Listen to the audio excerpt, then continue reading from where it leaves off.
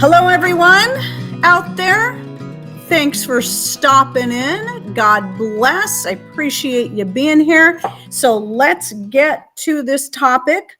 And the topic is staying warm in the event of a power outage. Now, the obvious thing is if you have a wood stove, you'll be able to keep warm. You'll be able to dry stuff. You'll be able to heat water. You'll be able to cook food. We're not talking about that today because that is just not an option for quite a number of people. So for some people, it's space. For some people, it's the cost. For some people, it's that maybe they're renting or even live in a place where you are not allowed to have a wood stove, which is dumb. But, that they can make things illegal that used to always be just a standard, even just an open fireplace, because people needed those things. And here he comes. Let me scoot over this way and make room. So the point is, I want to bring up ideas that you can use no matter where you live and no matter what your situation, if you don't have or can't have a wood stove. I mean, I do take a little bit of issue sometimes when people talk about these things. Even though we have a wood stove, I love it, and I do highly recommend it if you can.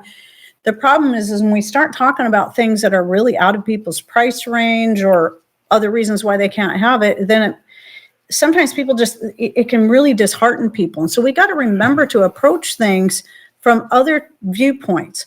So just like the thumbnail photo that I chose, I was looking around on the internet for something to put in there. It wasn't ours, of a kiddie fort that was made in the middle of a living room. I mean, that's a great way, especially at night when you're trying to sleep. Make a kiddie fort. If you don't have a tent or you don't have the room to set up a tent in the middle of your living room or wherever, make kiddie forts. Everybody has blankets, sheets, and more that they can just make an enclosed area that you can stay warm in. And that will do a lot.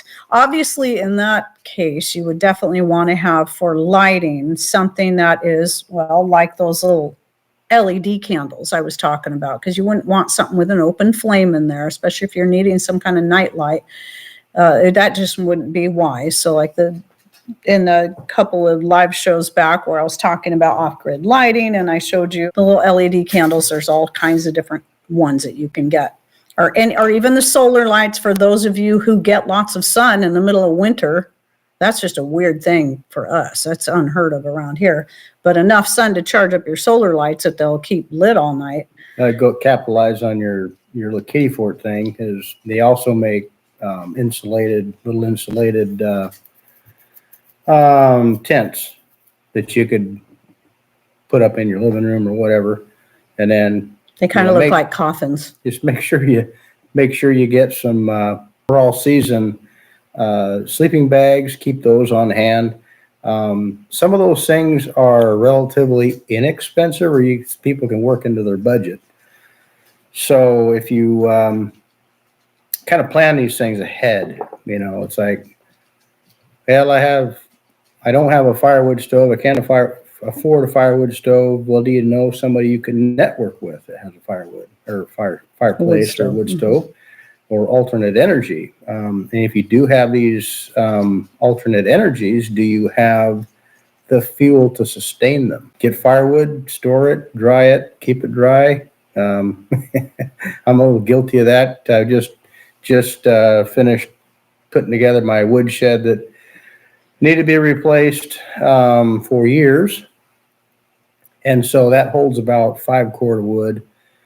And so I just started filling that up this winter. So we've kind of been, burning mixed dry and wet firewood for the last couple of years, actually. Well, yeah, but then also making the most of what you had to take apart. And yeah. I was thinking my hillbilly piles, and she's been lamenting about my hillbilly piles all over the place. Not liking my hillbilly piles, and I save every scrap of wood. Yes. Kind of a hoarder. And so after a while, those things kind of get to the point where you can't use them because they're getting a little bit rotten or whatever. Yes. So and then become firewood, and it's great. That's in fact for about a month straight we've been heating our house with hillbilly pile scraps that he cut up. Makes her happy. Thank you, and makes Patrick. us both warm. And we appreciate that. So anyway, there are creative ways that you can do things. But Right. The other thing is propane. You can use propane every now and then. If you can afford it, get yourself another 3 or 5 gallon propane tank and fill it up and store it somewhere, and have a propane stove or some kind of device that you can use for heating your home, for heating a room or a small space. Just make sure your ventilation's right and your CO2 detectors are up to snuff. Now, I want to bring up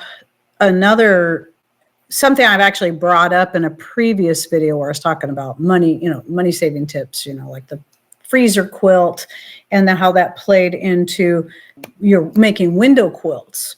So look at ways that you can better insulate your windows that can keep the cold air from coming in. I've seen a lot of things where people have used bubble wrap. They save their bubble wrap and they simply spray the bubble wrap or the window with water. Obviously you cut it to fit the window and you just stick it on there. You just put it on there. It's not glued in place and it will just stick and it will stay there as long as you need it to. And it can do a lot to prevent the cold air from coming in or the heat, the warm air from escaping. Well, I was thinking of people who say, well, I can't afford this and I can't afford that. I get it. We're all on a budget. Things are getting more expensive all the time, but cardboard. Go down to your local grocery store and they have cardboard boxes. You can, it might sound kind of silly right now, but in an emergency situation, you could hem yourself in a little bit with more cardboard in the windows and, make yourself a fort. I mean, everybody's got, these days seems like they have something coming in from somewhere, be it Azure Standard, Misfits Market, Butcher Box, Amazon, Vitacost. Yeah, but if you can't afford those things, you might be having if you're one like me that prefers to do our shopping from home and not have to leave the house, I hate shopping. Mm-hmm. But it always takes 10 times longer when you have to go do it physically. And it's like, I'm on a time budget here. So anyway, there's that. There's, and then if you can afford it, having something more permanent like shutters, that you could put on the outside, that's obviously going to be more expensive. But once it's put into place, that's something you can easily shut and as needed. Newspaper for window cracks. I used to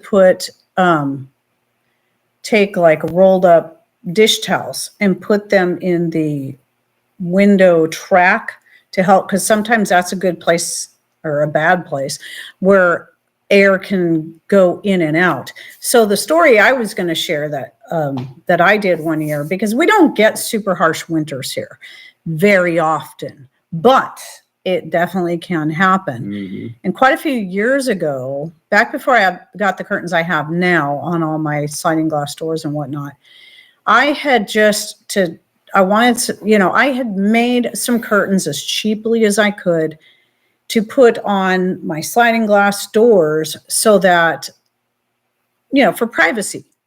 And so what I had done was I went down to the local store. I bought the cheapest sheets they had, which were microfiber sheets, and the color I liked. And that way I could just make a casing, made myself some curtains.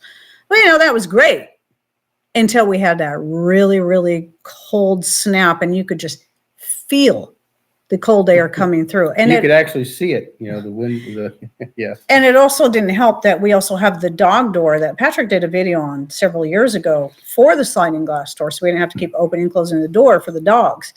And so that the sliding glass door, the opening is actually shorter because we have this little narrow dog door. So it's this wooden strip.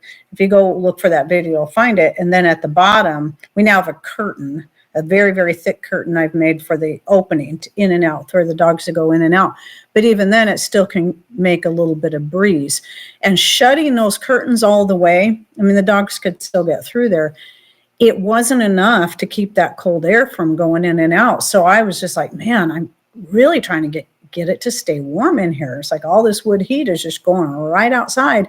So I simply took a big king size cotton sheet that I had on hand and wasn't using and just got some clothespins and pinned it to the top. It didn't look pretty, but I was amazed how that one thin, flat sheet, I didn't have it bunched or anything, it was just flat across, made a huge difference in how well it held the heat in.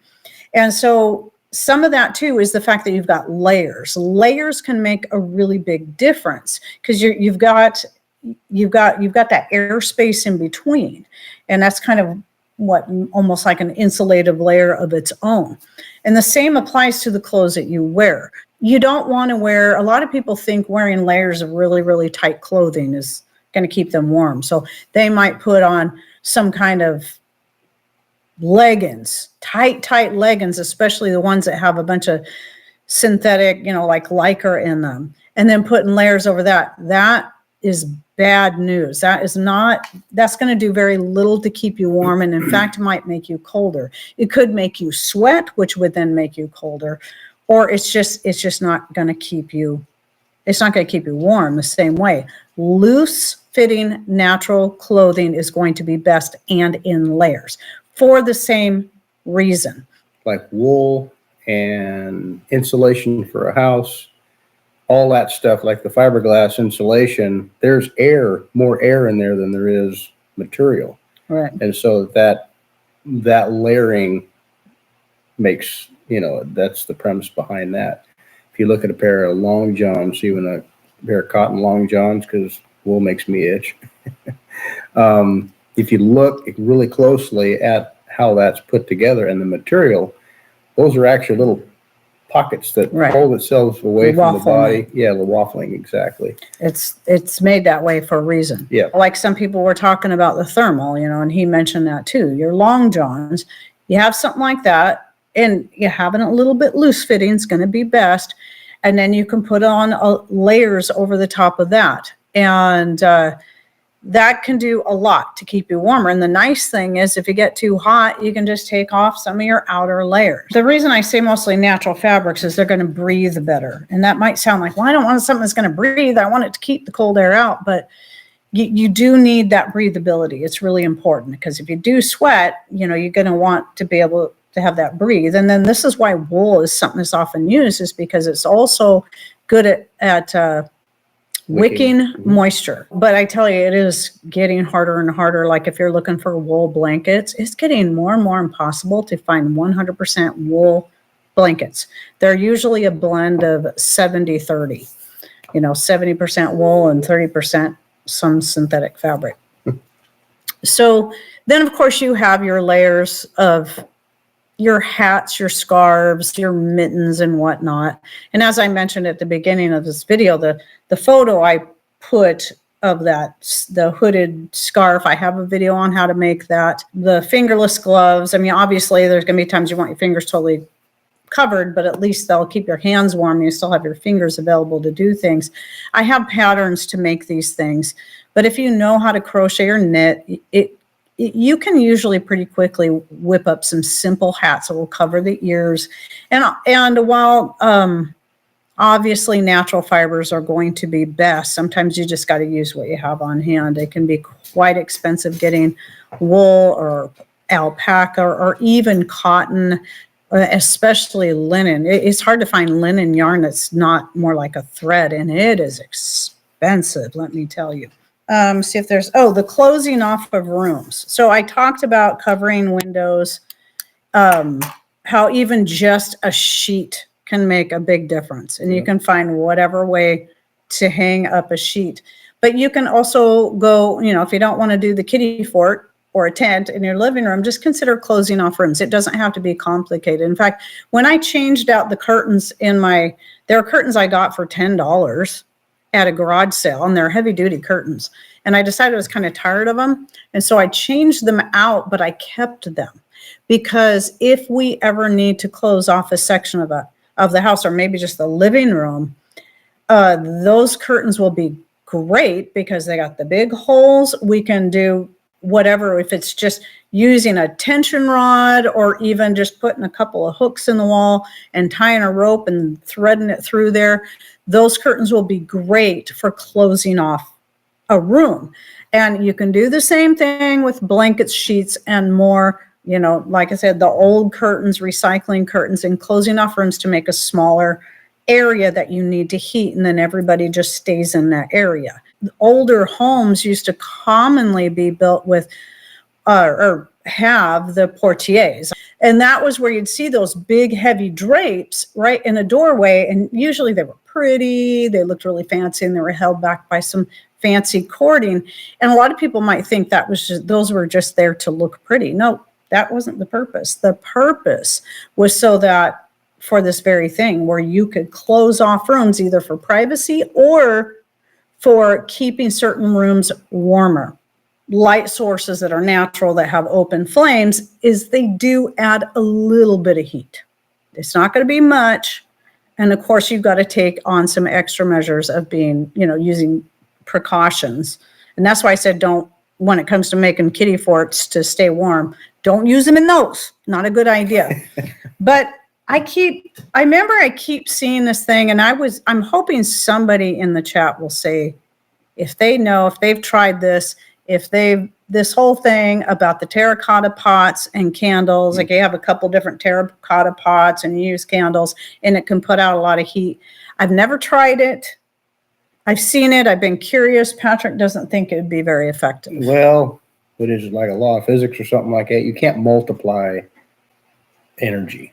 You know, so some of these self-perpetuating things that create more energy than you're putting into them, I guess I'm a little old-fashioned. I still don't believe that you can stick a small candle will only put so many BTUs out. Wendy B says, I've tried it. It does put out heat. Well, it puts out heat, but I'm not saying that. But I'm saying that, let's say a candle puts out so many BTU, I don't think you can multiply that. And Michelle says, I've tried it. Meh. So I guess it depends on how much heat you're looking for. Now, clay and things like that can retain heat because you have like a biomass. What's the correct term? Help me out, Tyler. Not biomass, but something that takes a while to heat up. And because it takes a while to heat up, it takes a while for it to cool down again. So thermal mass, that's it. Thank you, Tyler. Yeah, so in my opinion, you can't get more out of energy than you put into it. That's electricity, kinetic energy, all these different things. You can make a transfer of energy, but you always have energy loss, and loss can be due to heat and everything else. I know I could be, somebody could correct me on that, but if anybody has anything to add to that or, correct me, I'd be willing to go back through the comments and listen and learn. So you're putting a small flame, underneath a mass, a larger object than what the candle is. So that small candle in that small space will heat up that terracotta pot, and so that will retain the heat. So if you put your hands on there, that feels good. That definitely can help with your fingers and toes and whatnot. But I don't think as far as adding to or multiplying that power source is going to. Wendy did say, I would not rely on it in winter in Alaska. So by the way, I put Tyler's, we were talking to him on the phone the other day, and I only just realized he had a second channel. It's more about his homesteading on their newer place. So that's what that link is for. If you'd like to go check him out. Tyler's a good guy. He's got a book out called 11th Hour Preparedness. At least one book. I always forget. I was thinking he had a second one, but I'm not sure. I could be wrong. But so back to now the heating. This was brought up a few times. Like Linda Chandler brought it up about heating bricks or rocks, that you can keep in an area. Of course, you still have to have a way to heat those things. And if you don't have power and you don't have a wood stove, I'm not really sure how you do that. Maybe you can build a fire outside, or maybe have some other kind of heat source. I'm not sure what would be the best way to heat something like that up that you can then use as. And bring back in. And yeah, you bring it in and like say you put it in your little tent or fort or wherever. Yeah, I mean, I mean, you could, but the effort of running back and forth inside and outside may or may not work, but it's possible. Yeah, you just have to have a way to heat them up. And then one thing Patrick said the other day when I was kind of coming up with this theme is one thing he did bring up is that, make sure that your rigs are stocked with necessary supplies in case it just gets too bad and you need to just get out. So this is why we have go bags or bug out bags, whatever you want to call them. But we always try to keep stuff in our rig so we don't even have to think about it. So that, whether it be water, some types of easy to eat food right out of the can or jar, and things like that in case we just have to put on our boots and scoot. Kind of like the boot, scoot, and boogie. Right out. And so, and that's gonna go for any situation. And I plan on next week going more into depth on that. But if you'd like more ideas, I do have a video series called a playlist called On the Go Preparedness.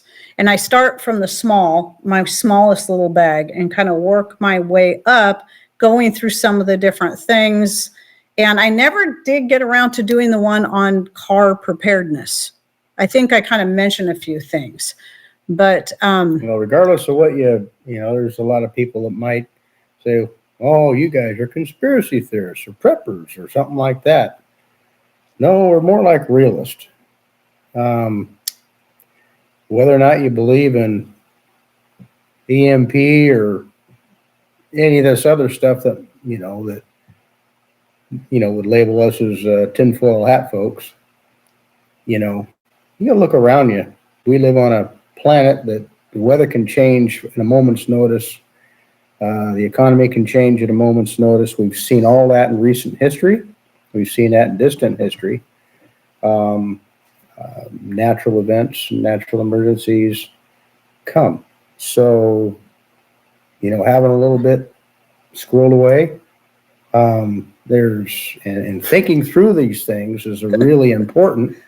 So you making fun of me? No, I was laughing at Linda saying, I believe in tornadoes and hurricanes and earthquakes. Yeah, right. That good enough? Yeah, absolutely.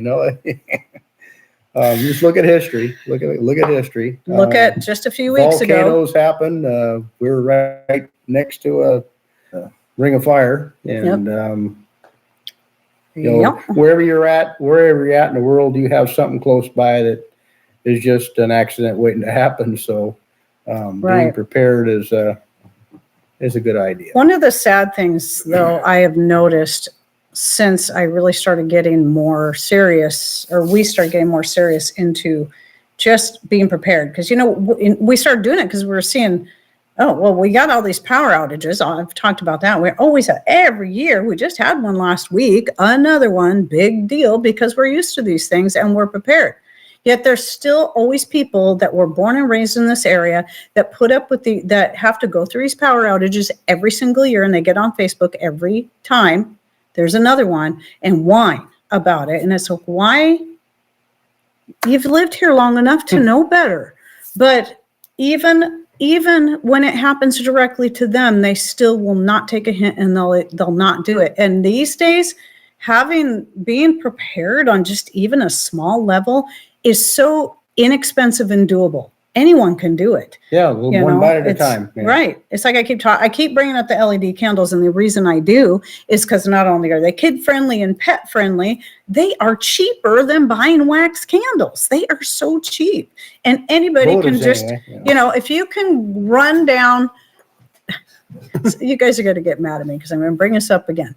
You can save yourself a couple of trips, or maybe even one, depending on what you buy, to the coffee stand, take that money and buy yourself a box of 24 LED candles. How hard is that?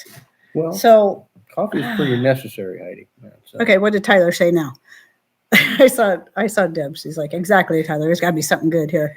Tornadoes, hurricanes, and earthquakes are real. Santa, the Easter Bunny, and the Tooth Fairy are not. It's okay to believe, but make good choices. You have chosen wisely. We didn't lie to our children about Santa, Easter Bunny, and whatnot, but people will lie to their kids about these things, and then one of these days they have to grow up and realize their parents have been lying to them. But then people who just prepare for the very real disasters, even the ones that happen in their own area on a regular basis, are wacko. It's like, okay then. Okay then. Right, go ahead. I say for the people who say, leave it in God's hands, that's true. But it's really important that you say, okay, well, God has given me a brain to think about these kinds of things, not necessary to worry. That's a different thing. Right.